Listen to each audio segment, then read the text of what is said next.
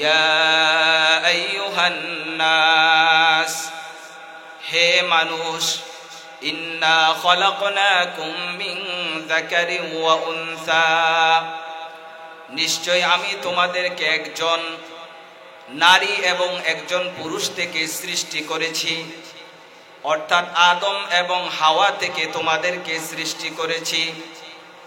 ওয়াজআলনাকুম শুউবান ওয়া ক্বাবাইলা লিতাআরাফু, এবং আমি তোমাদেরকে বিভিন্ন জাতি এবং বিভিন্ন গোত্রে বিভক্ত করেছি।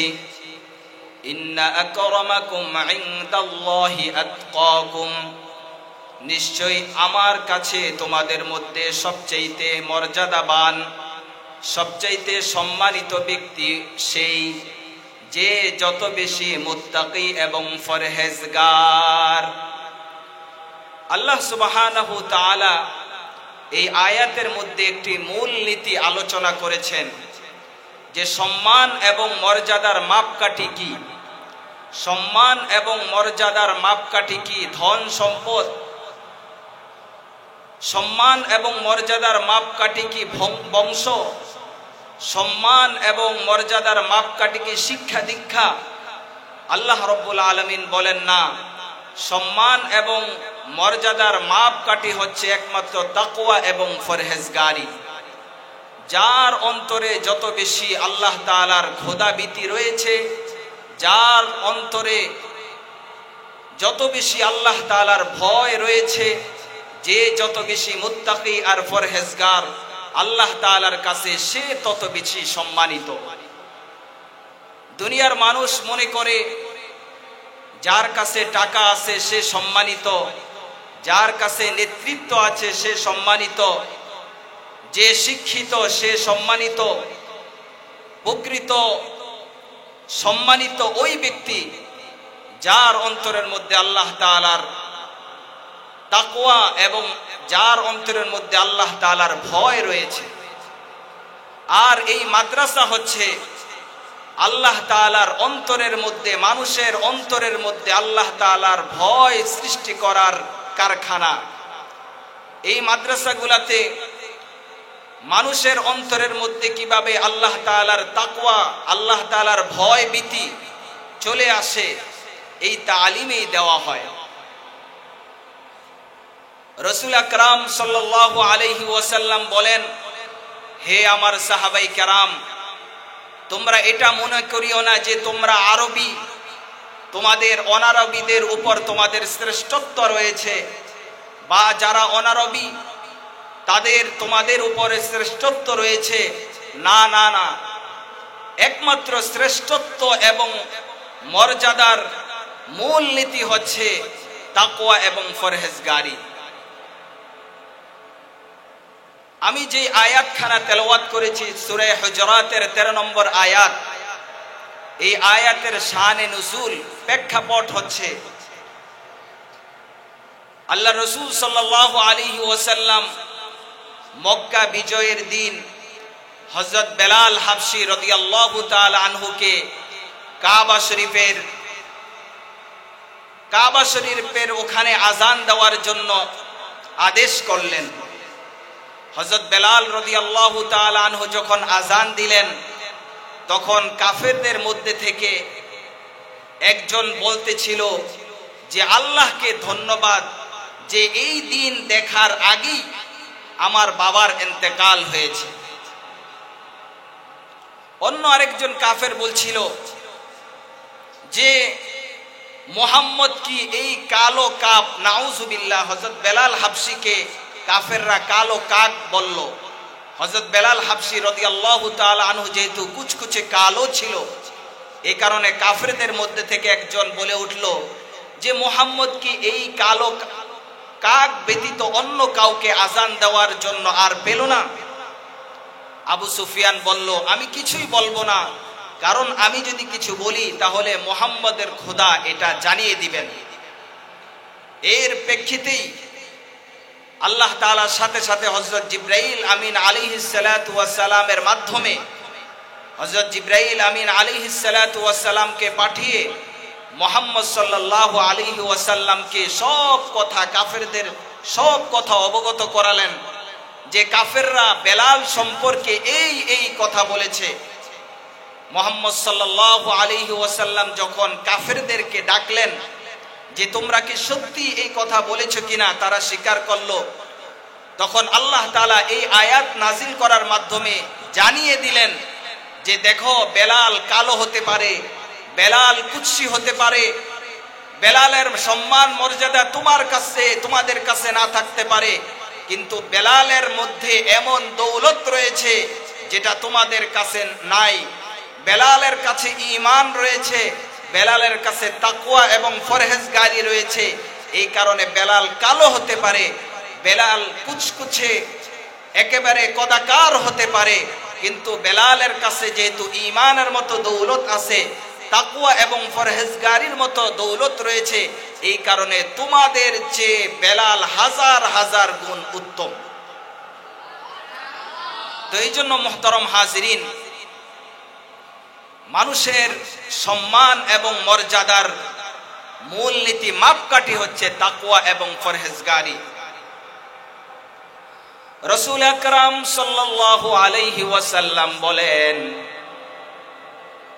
আল্লাহ তাআলার ভয়ে কোন চক্ষু থেকে যদি এক ফোঁটা পানি বের হয়, তাহলে সুয়ের ছিদ্র দিয়ে কুড়াল ঢুকা যেরকম ভাবে অসম্ভব, ওই ব্যক্তির চক্ষু মানে ওই ব্যক্তি জাহান্নামে যাওয়াটাও এরকম অসম্ভব। তো এই জন্য মুহতারাম হাজিরিন, তাকওয়া এবং পরহেজগারি মানুষের আসল জিনিস। এই দেশের মধ্যে, আমাদের দেশের মধ্যে চুরি হচ্ছে, ডাকাতি হচ্ছে, রাহজানি হচ্ছে, খুন খারাপি হচ্ছে, মারামারি হচ্ছে, কাটাকাটি হচ্ছে, একমাত্র তাকওয়া এবং পরহেজগারি না থাকার কারণে। মানুষের অন্তরের মধ্যে যখন তাকওয়া এবং পরহেজগারি থাকবে, আল্লাহ তাআলার ভয় থাকবে, তখন কোনো মানুষ চুরি করবে না, কোনো মানুষ জিনা করবে না, কোনো মানুষ অন্যায় অপরাধ করবে না, অন্যের হক নষ্ট করবে না। আর যখন এই মানুষের অন্তর থেকে আল্লাহ তাআলার ভয় চলে যাবে, তখন এই মানুষ বিভিন্ন পাপ কাজে লিপ্ত হয়ে যাবে। মুহতারাম হাজিরিন, উলামায়ে কেরাম বলেছেন এবং কোরআন হাদিস থেকেও বোঝা যায় তাকওয়ার স্তর রয়েছে। তাকওয়ার তিনটি স্তরের কথা আমি বলছি। তাকওয়ার ১ নম্বর স্তর হচ্ছে কুফর এবং শিরিক থেকে বাঁচা। আল্লাহ তাআলা বলেন, ওয়ালজামাহুম কালিমাতাত তাকওয়া, আমি প্রত্যেকটা মানুষের জন্য তাকওয়ার কালিমাকে আবশ্যক করে দিয়েছি। অর্থাৎ প্রত্যেকটা মানুষ, যেই মানুষটা কুফর এবং শিরিক থেকে বাঁচবে, সেও এক অর্থে তাকওয়া মুত্তাকি এবং পরহেজগার। তাকওয়ার ১ নম্বর স্তর হচ্ছে কুফর এবং শিরিক থেকে বাঁচা। তাকওয়ার ২ নম্বর স্তর হচ্ছে গুনাহ থেকে বাঁচা। যত ধরনের গুনাহ রয়েছে, কাবীরা গুনাহ এবং সগীরা গুনাহ, কাবীরা গুনাহ এবং সগীরা গুনাহ থেকে বাঁচা, এটা হচ্ছে তাকওয়ার ২য় নম্বর স্তর। তাকওয়ার ৩য় নম্বর স্তর হচ্ছে, আল্লাহ রাসূল সাল্লাল্লাহু আলাইহি ওয়াসাল্লাম বলেন, আল হালালু বাইয়িনুন ওয়াল হারামু বাইয়িনুন ওয়া বাইনাহুমা মুস্তাবিহাত।